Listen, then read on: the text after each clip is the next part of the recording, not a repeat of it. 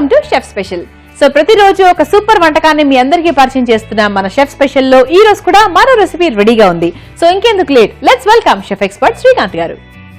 Welcome to chef special. Thank you. So ఈ రోజు మన షెఫ్ స్పెషల్ లో what is the special recipe? Special recipe అంటే ఇది ఒక గడ్డ దుంప అన్నమాట. Okay. 99% of them hate this అన్నమాట. చెప్పగలరా? చామదుంప, నో, అందరు కందగడ్డ. yes, కందగడ్డ. అంతకంటే నాకు కూడా కంద అనగానే ఎందుకు తొందరగా ఉడకదని ఏదో సమ్ రాంగ్ ఇవన్నీ ఉన్నాయి దాని మీద. yes, బట్ లైక్ కంద అనేది చాలా హెల్దీ అన్నమాట. చాలా హెల్దీ. చాలా మంది తెలియదు. కొన్ని క్యాన్సర్స్ కంద వల్ల తగ్గుతాయి. కందగడ్డ తినడం వల్ల కొన్ని క్యాన్సర్స్ తగ్గుతాయి. అండ్ 80% వాళ్ళకి ఎలర్జిక్ అన్నమాట. ఎలర్జిక్ మెయిన్ రీజన్ ఏంటంటే ఎలర్జిక్ తొందరగా పడదనమాట. సో వెంటనే డైరెక్ట్ గా తినేయకుండా కొద్దిగా చెక్ చేసుకుని తింటే బెటర్ అనమాట. ఓకే. సో ఇంతకీ మరి కందగడ్డతో మీరు చేయబోయే ఏంటి కర్రీనా? ఆ కందగడ్డతో కర్రీ, బట్ ఇది చీటింగ్ కర్రీ అనమాట. చీటింగ్ కర్రీ ఏంటి? ఎస్, లైక్ పిల్లలు కందగడ్డ తినరు, బట్ పిల్లలకి కందగడ్డ పెడితే చాలా మంచిది అనమాట. బ్రెయిన్ బాగా డెవలప్ అవుతుంది. సో వాళ్ళకి చీట్ చేయాలి కాబట్టి కందగడ్డని మనం ఒక డిఫరెంట్ స్టైల్లో, ఒక దప్పడం స్టైల్లో చేస్తున్నాం. ఓకే. సో దాని పేరు కందగడ్డ దప్పడం. ఓకే. సో కందగడ్డ దప్పడం. మరి దీన్ని తయారు చేసుకోవడానికి ముందుగా కావాల్సిన పదార్థాలు ఏంటో చూద్దాం.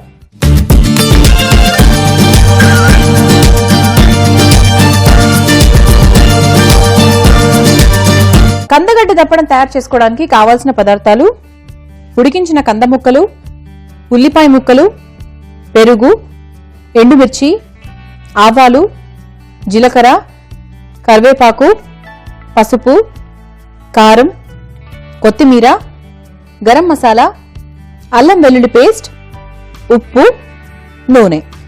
సో కందగడ్డ తప్పడం తయారు చేసుకోవడానికి కావాల్సిన పదార్థాలు ఏంటో చూసాం కదా, మరి స్టార్ట్ చేద్దాం. సో ఫస్ట్ మనం పాన్ పెట్టేద్దామా? ఆయిల్ యాడ్ చేద్దాం. మనం లైక్ ఒక ఫ్రై స్టైల్లో చేస్తున్నాం.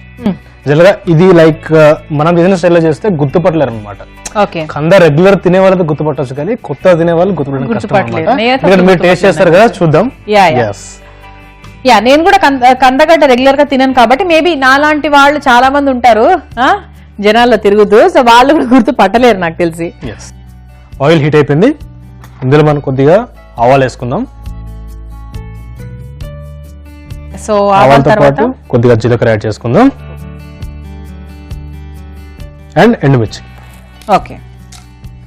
ఎండుమిర్చితో పాటు కొద్దిగా కరివేపాకు, అంటే మన బేసిక్ పోపు ఏదైతే వేసుకుంటామో అది వేసుకున్నాము.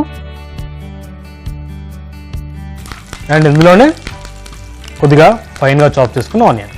ఓకే.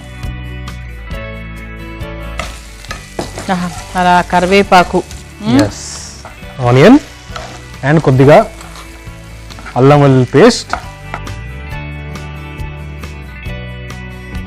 అండ్ చాలా కొద్దిగా కొత్తిమీర. అంటే కొత్తిమీర మనకి ఏంటంటే ఆయిల్ వేసింది మంచిగా ఫ్రై ఫ్లేవర్ వస్తుంది. అంటే 3 స్టేజెస్ అనమాట. అవునవును. ఫస్ట్ స్టేజ్ వచ్చేసి ఆయిల్ వేసింది ఏంటంటే ఫ్రై అయిపోతుంది అండ్ ఫ్లేవర్ వస్తుంది. అండ్ ఉడికేటప్పుడు లేదా మగ్గేటప్పుడు వేసింది అది కూడా అదో డిఫరెంట్ ఫ్లేవర్ ఇస్తుంది. అండ్ లాస్ట్ గార్నిష్ వేసేది పచ్చిది, అది ఇంకో ఫ్లేవర్ ఇస్తుంది, అది ఇంకో ఫ్రెష్ ఫ్లేవర్. కరెక్టే. సో ఇప్పుడు కొద్దిగా కొత్తిమీర వేసుకున్నాను. కరివేపాకు కూడా అంతేనండి, పోపులో వేసినప్పుడు ఒక ఫ్లేవర్, లాస్ట్ లో వేసినప్పుడు ఒక ఫ్లేవర్. ఇప్పుడు ఇందులో మనం కొద్దిగా పసుపు, దాంతోపాటు కొద్దిగా కారం. సో స్పైసెస్ వేసుకున్నాము. అండ్ అలాగే కొద్దిగా గరం మసాలా అండ్ అలా కొద్దిగా ధనియాల పొడి కూడా యాడ్ చేసుకుందాం. ఒకసారి మంచిగా కలిపేసుకొని. సో ఇది ఫ్రై టైప్ లో ఉంటుంది. ఫ్రై టైప్ లో ఉంటుంది. అండ్ ఇప్పుడు ఎవరు ఎక్స్పెక్ట్ చేయని ఇంగ్రీడియంట్ ఒకటి యాడ్ చేస్తున్నాను. ఏంటది? పెరుగు. ఓకే. ఫ్రైలో ఎవరైనా పెరుగు వేసుకుంటారా అండి? మనం వేస్తున్నాం. అండ్ కొద్దిగా వాటర్ యాడ్ చేసుకుందాం. చాలా కొద్దిగా వాటర్ యాడ్ చేసుకుందాం. పసుపు మీరు మంచిగా వేస్తారు కాబట్టి, అంటే మంచి క్వాంటిటీలో ఆ కలర్ కూడా చాలా బాగుంటుంది. అంటే మనం మామూలుగా ఏం చేస్తూ ఉంటామంటే ఒక చిటికెడు పసుపు అని మనకి ఎప్పటి నుంచో అలవాటు కాబట్టి ఒక చిటికెడే ఇస్తాం, దానివల్ల కలర్ పెద్ద రాదు. కానీ తను మాత్రం దాదాపు 3/4 స్పూన్ వేస్తారు, దానివల్ల ఆ వంట కలర్ కూడా చాలా బాగుంటుంది. నో ప్రాబ్లం, పసుపు ఎంత వేసినా కూడా మరి స్పూన్లు కాకుండా ఒక 1/2 స్పూన్ వరకు వేసుకుంటే ఏ స్మెల్ రాదు, కలర్ కూడా చాలా బాగుంటుంది. సో ఇక్కడ మనకు పెరిగేసిన తర్వాత ఫ్లేవర్స్. అండ్ ఇంకోటి చెప్పారు కదా మీరు, పచ్చి అంటే లైక్ పసుపు వాసన ఎప్పుడు వస్తుందంటే అది మగ్గనప్పుడు వస్తుంది అనమాట. చాలా మంది చేసే మిస్టేక్ ఏంటంటే లాస్ట్ లో పసుపు వేస్తారు, బట్ పసుపు అనేది ఫస్ట్ వేయాలి. నేను ఎప్పుడైనా చూసారా, ఎక్కువ వేసిన ఆయిల్ వేస్తాను, ఆయిల్లో సో అక్కడ మగ్గిపోయి పచ్చి వాసన పోతుంది అండ్ కుక్ అవుతుంది, సో వాసన రాదనమాట. ఇది మనకు కొద్దిగా దగ్గర పడాలి.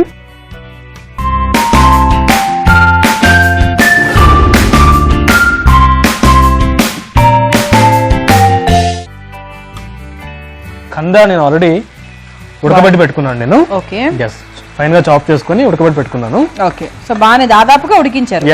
కానీ ఉడికించి ఎంత బాగా నీట్ కట్ చేశారు అసలు కదా. ఉడికించిన తర్వాత కట్ చేయడం చాలా కష్టం. సో ఇది వేసేయచ్చా? సో మనం ఆల్రెడీ ఉడికించుకొని పెట్టుకున్న కందగడ్డను చిన్న చిన్న ముక్కలుగా ఇలా కట్ చేసుకున్నాము, లైక్ ఆలు పీసెస్ మనం మామూలుగా ఆలు కర్రీ చేసుకున్నప్పుడు. సో దాన్ని మనం ఇందులో వేసి బాగా కలుపుకుంటున్నాం. అండ్ ఇప్పుడు అగైన్ కొద్దిగా కొత్తిమీర యాడ్ చేస్తున్నాను. చేసే విధానంలో చేస్తే అన్ని వంటలు అన్ని రుచులు చాలా బాగుంటాయి. చేయడం కరెక్ట్గా రాక అంటే చేసే విధానంలో ఏమైనా తేడా ఉంటే తప్ప మనకు ఆ రెసిపీ నచ్చదు, కానీ కరెక్ట్గా చేస్తే సూపర్గా ఉంటాయి అన్ని. ఎందుకంటే దేవుడు సృష్టించిందే అది చాలా టేస్టీగా సృష్టించి తినడానికే కాబట్టి, సో అది బాగా చేసుకుంటే అన్ని రకాలు అందరూ తినచ్చు. సో ఇది కొద్దిగా దగ్గర పడివ్వాలి. సో మనకి ఆ గ్రేవీ పీల్ చేసుకుంది కదా, ఇప్పుడు మనం ఆఫ్ చేసేసుకుందాం. ఆఫ్ చేసేసుకున్నాం కదా, సర్వింగ్ బౌల్ లో తీసేసుకుంటే మన కంద చీటింగ్ కర్రీ రెడీ అయిపోతుంది. కంద చీటింగ్ కర్రీ అని మేము అనుకుంటున్నాము. బేసిక్ గా దీని పేరు ఏంటంటే కందగడ్డ దప్పడం, నథింగ్ బట్ కందగడ్డ ఫ్రై రెడీ అయిపోయింది. ఇప్పుడు మనం ఒక సర్వింగ్ బౌల్ లో తీసుకుందాం. అండ్ సర్వింగ్ చేసుకునే ముందు కందకి ఒక వెరీ స్పెషల్ ఫీచర్ ఉంది అనమాట. ఏంటది? ఇది ఆడవాళ్ళకి చాలా చాలా చాలా పనికొస్తుంది. అంటే చాలా ఫేస్ బ్యూటీ ఇంక్రీజ్ అంటే బాగా ఎన్హాన్స్ అవుతుందా? కాదు. ఫేస్ కాకుండా బాగా వెయిట్ లాస్ కి ఉపయోగపడుతుందా? కాదు. హెయిర్ బాగా పెరుగుతుంది. హెయిర్ బాగా పెరుగుతుంది. At the same time nails కూడా చాలా స్ట్రాంగ్ అవుతాయి అనమాట. జనరల్ గా చాలా మంది అంటుంటారు, అబ్బా నెయిల్స్ నా ఈజీగా ఎరిగిపోతూ ఉంటాయి. బట్ కందగడ్డ తిన్నట్టయితే మాత్రం నెయిల్స్ అంటే కంద గానీ, పొటాటో గానీ, చామదుంప గానీ, ఇటువంటి దుంపలు, బట్ అన్నిటికన్నా ఇది హైయెస్ట్ అన్నమాట. దుంప ఎంత బలంగా ఉంటుందో మనం కూడా గోర్లు బాగా తింటే మనం కూడా గోర్లు బాగా అందరినీ గోకచ్చు అనమాట. ఇలా రక్తాలు రావాలి గోకేస్తే. అండ్ మనకి కందలో ఆ క్వాలిటీ చాలా ఎక్కువగా ఉంటాయి అనమాట. సో గోర్లు చాలా గట్టి పడతాయి అండ్ హెయిర్ కూడా ఎక్కువ పెరుగుతుంది. సో ఎక్కువ బ్యూటీ ఫాలో అయ్యే వాళ్ళు కంద కూడా తినొచ్చు. అందరికి ఈ మధ్యకాలం కావాల్సిన అందరికి అదే కాబట్టి సో డెఫినెట్ గా అందరూ ఫాలో అవ్వచ్చు. ఇది నేను డైరెక్ట్ గా రైస్ లో కాదు, డైరెక్ట్ గా తినేద్దాం అనుకుంటాను, అందుకే నేను డైరెక్ట్ ప్లేట్ లో ఇచ్చేసారా? బెస్ట్ పని చేశారు.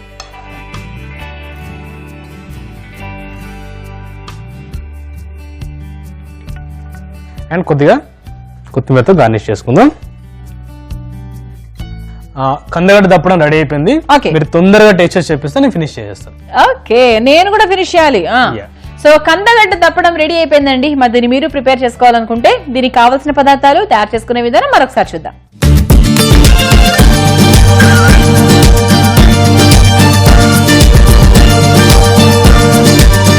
కందగడ్డ దప్పడం తయారు చేసుకోవడానికి కావాల్సిన పదార్థాలు: ఉడికించిన కంద ముక్కలు, ఉల్లిపాయ ముక్కలు, పెరుగు, ఎండుమిర్చి, ఆవాలు, జీలకర్ర, కరివేపాకు, పసుపు, కారం, కొత్తిమీర, గరం మసాలా, అల్లం వెల్లుల్లి పేస్ట్, ఉప్పు, నూనె. కందగడ్డ దప్పడం తయారు చేసుకునే విధానం: ముందుగా స్టవ్ వెలిగించి పాన్ లో కొంచెం ఆయిల్ వేయాలి. ఆయిల్ హీట్ అయిన తర్వాత ఆవాలు, జీలకర్ర, ఎండుమిర్చి, కరివేపాకు, ఉల్లిపాయ ముక్కలు, అల్లం వెల్లుల్లి పేస్ట్, కొంచెం కొత్తిమీర వేసి వేయించుకోవాలి. ఆ తర్వాత కొంచెం పసుపు, కారం వేసి మిక్స్ చేయాలి. ఇప్పుడు కొంచెం గరం మసాలా పొడి వేసి కొంచెం పెరుగు వేసుకొని అది బాగా మిక్స్ చేసుకోవాలి. ఇప్పుడు ఉడికించుకున్న కంద ముక్కలను వేసి బాగా కలుపుకొని చివరిగా కొత్తిమీరను వేసుకొని మిక్స్ చేసి ఒక సర్వింగ్ ప్లేట్ లోకి తీసుకొని సర్వ్ చేసుకుంటే ఎంతో డిఫరెంట్ గా అండ్ టేస్టీగా ఉండే కందగడ్డ దప్పడం రెడీ. ఓకే, సో కందగడ్డ దప్పడం రెడీ అయిపోయింది కాబట్టి ఇప్పుడు నేను టేస్ట్ చేస్తాను.